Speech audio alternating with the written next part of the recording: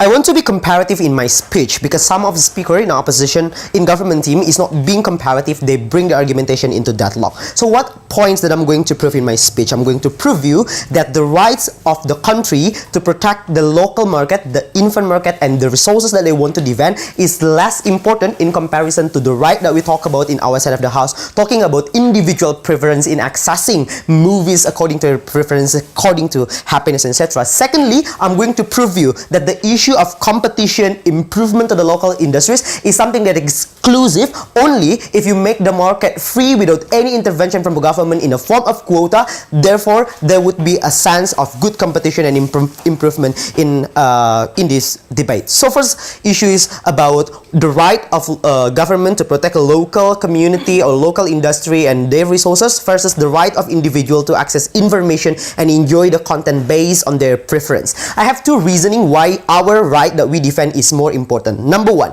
their rights to protect infant industry is less exclusive to begin with, to be manifested in a form that you give them quota in sacrificing our rights. Why? Because they have other alternative in their side of the house, which is already exists in the status quo. Firman already taught you in his earlier speech talking about that to begin with, this local company, these local movies and etc. already have its own competitive advantage because the content that they bring up to the table is something that unique in comparison to the Hollywood movies. They bring local culture, so promotion of local culture exists anywhere inside of the house, right? Freeman also taught you that there is already a segment of market that to begin with exists, and this is something that become the safety net of infant industry, the local industry to begin with. So we think that their condition is not really severe. There is other alternative to protect them, and it's already exists in status quo. In comparison to us, we think that our right can only be protected exclusively by giving the huge opportunity for foreign market to come in.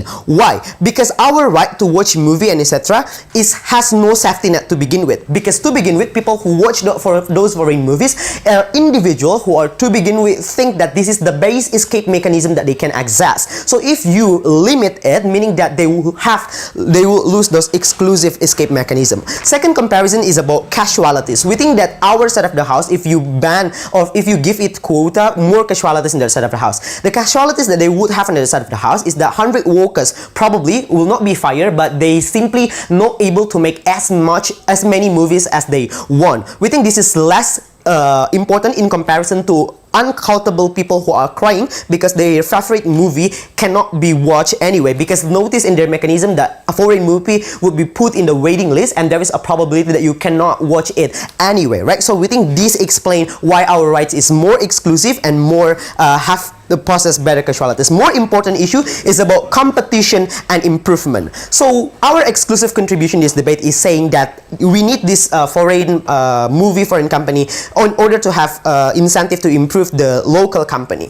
Their response is that our argumentation is not exclusive because in their side of the house, the incentive to improve and compete is still exists because there is a demand from society to innovate the local company anyway. Two responses. Number one, we think exactly demand from society in that side of the house has no value because regardless this local company following the demand of the society or not following the demands of society, they will still be air anyway, right? They will still be they will still have access to the cinema regardless it fits the condition of society or not, because there is a quota that you give to them. So this is already a comfort zone for them to just simply opt in, right? We think secondly and more importantly is that exactly because you give them quota, you give them sense of security and sense of comfortability. So in your best case scenario that they finally have enough capital to make a good quality of movie, exactly that quota will disincentivize them to go all out. Why? Because nowadays they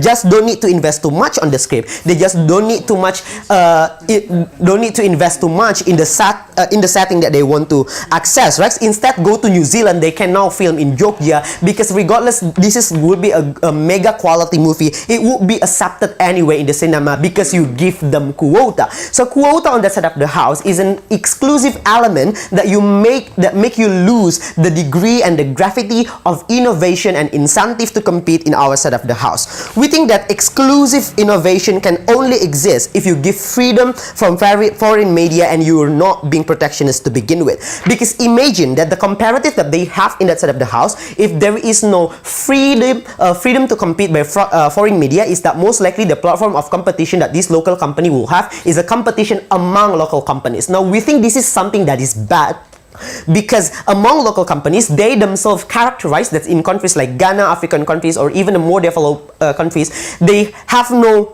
most of the media company have more likely the same quality. So it will not be enough incentive for them to develop, right? Now, we think that their main idea, their main premise about fair competition is as simple as this. There is a different starting point to begin with, therefore they have lack capital, they cannot compete. So if you want to make it fair, give them quota as protection to them. 3 responses. We think that their problem is not simply solved by ensuring that this movie would go to cinema and would have place in cinema.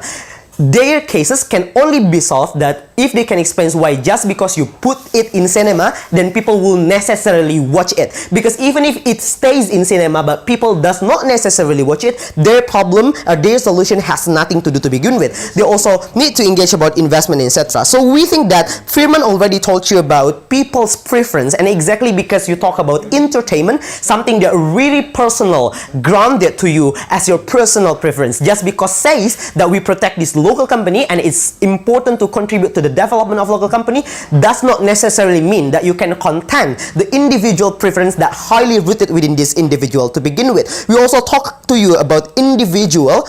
We think that the important individual we need to talk about in this debate is an individual that already have sentiment to the local movie, therefore they don't want to watch it to begin with. Because if the individual you want to defend is the individual that to begin with already in a gray area, they watch it, they don't watch it, that's not important, because that can be influenced anyway in our side. We think we need to care with the individual who already have sentiment to begin with to this foreign to this local movie, right? We told you in Firman that if you give them protection to this local community, it will sense the narrative to this individual that looks the government has interest in this movie, looks that the government wants you and force you to watch this movie. We think this is a bad sentiment for individual who is to begin with already have their own preference. More importantly, or the second point is about investment. Akbar told you that in order for people to invest, they need to see that your market is promising. Look, their argumentation is assuming that the investor you talk about only invests in this local and invent media company in these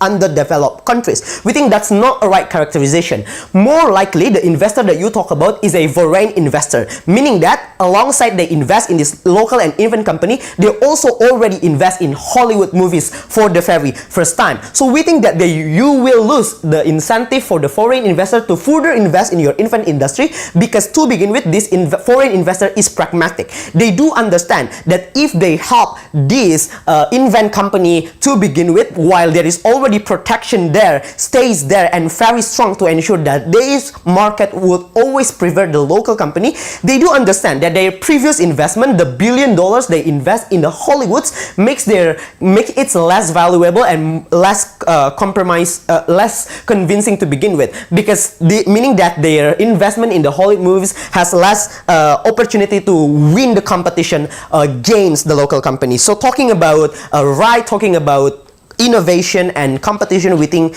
opposition wins.